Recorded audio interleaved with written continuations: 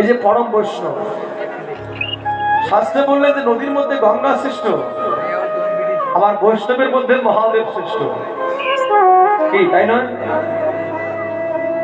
ওরা বিশ্বাস করে জগতে বৈষ্ণবের মধ্যে শ্রেষ্ঠ বৈষ্ণব হচ্ছে ভোলানাথ।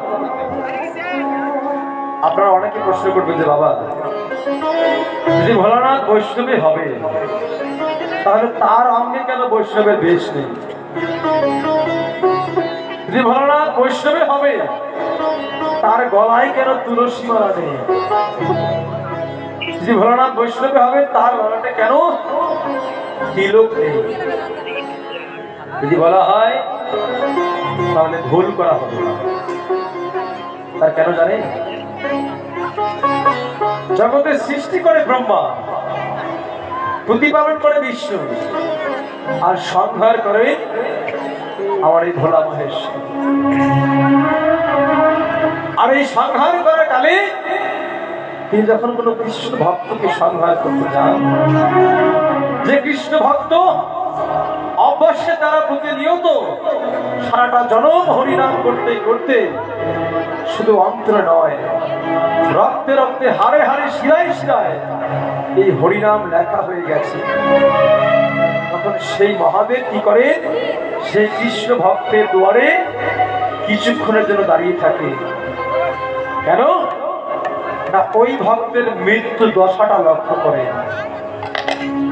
যদি সে কৃষ্ণ ভক্ত হয় তার মৃত্যু দশায় বোঝা যাবে সে ভক্ত কিনা।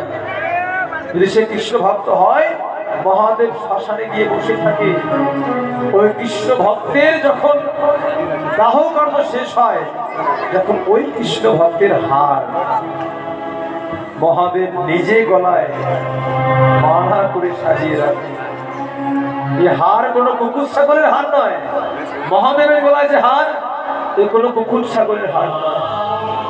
ভক্তরা পড়ান বৈচি ফুলের মালা, ধুতুরা ফুলের মালা, আকন্দ ফুলের মালা, কিন্তু মহাদেব নিজে এরকম কৃষ্ণ ভালো ভক্তের হার নিজে পরিয়ে সুখ লাভ করেন।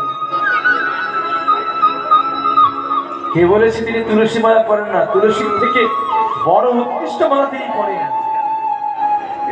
তাহলে সেই মহাদেব, তাকে বলা হলো আশুতোষ, মানে অল্প সাধনায় যে সন্তুষ্ট।